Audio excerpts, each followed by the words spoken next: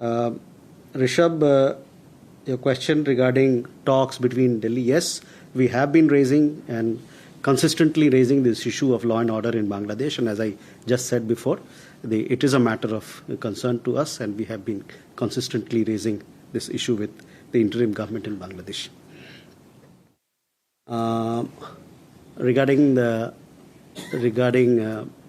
proposed meeting, see, these meetings, as and when we have them firmed up, and we'll make an announcement, and you'll come to know if such meetings are happening at the level of Foreign Secretary.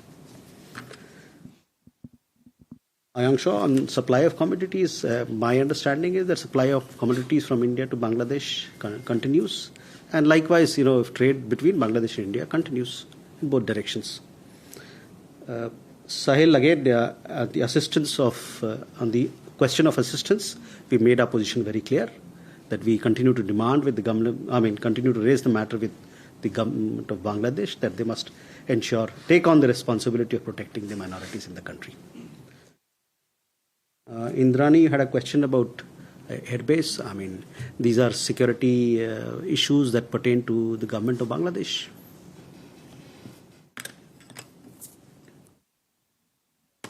Can we go for more? More Bangladesh? We'll start from there. This is Sahasini Heather from The Hindu. I wanted to ask about the recent US Department of Justice and SEC indictments of the Adani Group and 8 officials in all, including its chairperson. To begin with, I wanted to ask whether India was informed of these investigations and at what point any cooperation sought from India into these investigations.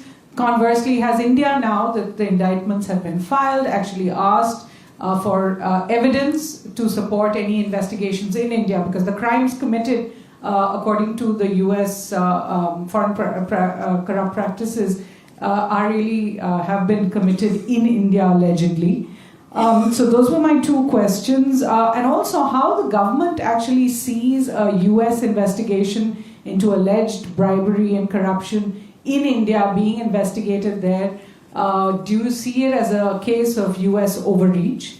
And just one follow-up, if possible, how do you respond to the Bangladesh Foreign Ministry statement that essentially says, speaking about the internal legal system, the cases against an individual are an internal matter for Bangladesh? How do you respond to that?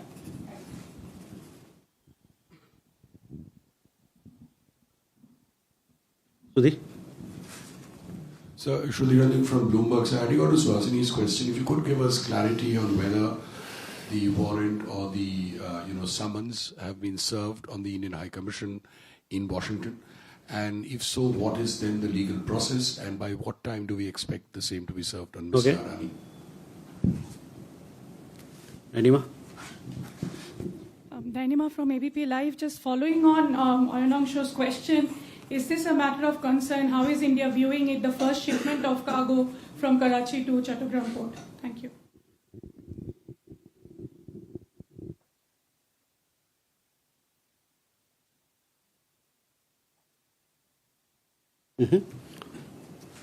Jugal? So, hi, this is Jugal from BBC. I've got two questions, sir. We saw that the Chief of Army Staff had visited Nepal earlier this week, and it was said to be a highly successful visit after he arrived back in India. The question is, was the issue of the Agniveer scheme and Nepal's lack of participation for the Gorkha troops, was that discussed with the Nepalese government? And whether it is an ongoing discussion or we're not now into that domain at all. And the second question is, we've seen some reports of Indian workers who were stranded in Maldives as a result of non-payment of their wages and some work visa processing issues. I believe out of 9 of them, 2 or 3 have managed to return, but the remaining still are stranded. If you could just give us a comment on what the MEA is doing on that case. Okay. Thank you. Sanjay? My question is slightly transatlantic. It's about tragic death of Indian woman, Hasita Brela. Apparently suspect is an Indian citizen who is run away from UK. Has Indian government received any red corner notice or any request to sort of pursue the investigation in India. Okay.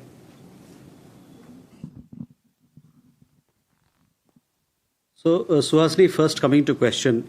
See, we see this as a legal matter involving private firms and individuals and the US Department of Justice. Obviously, there are established procedures and legal avenues in such cases which we believe will follow, would be followed. And the Government of India, so far, we have not, I mean, to answer your question, we have not been informed in advance on the issue. We haven't had any conversation also on this particular matter with the US government. Also, related question came from Sudhi. So, I would like to inform you that, any request by a foreign government for service of summons or arrest warrant is part of mutual legal assistance. But such requests are examined on merits. We have not received any request on this case from the US side.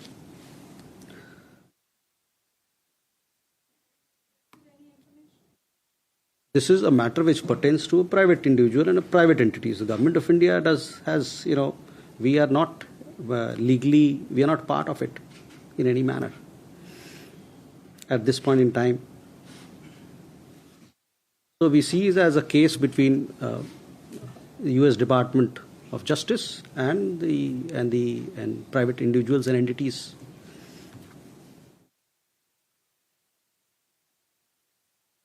On the question regarding Bangladesh, on the arrest of Chinmay Das, we had issued a statement, and it is our expectation that, while we know that the case moves on, legal processes are underway, it is our expectation that he will get fair and transparent trial and that his legal rights will be respected. Sudhi, I answered your question on warrant. Nainima, again, to Ayan's question, as far as we are concerned, there is...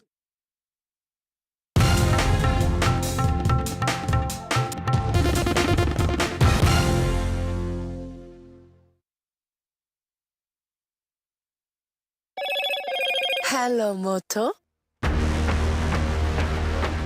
Motorola Edge 50 Pro, world's first AI-powered pro-grade camera.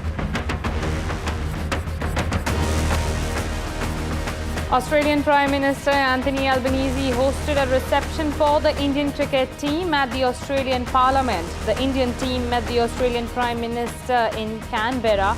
Rohit Sharma led side and the Australian PM's team had the customary meet-up with the Australian Prime Minister.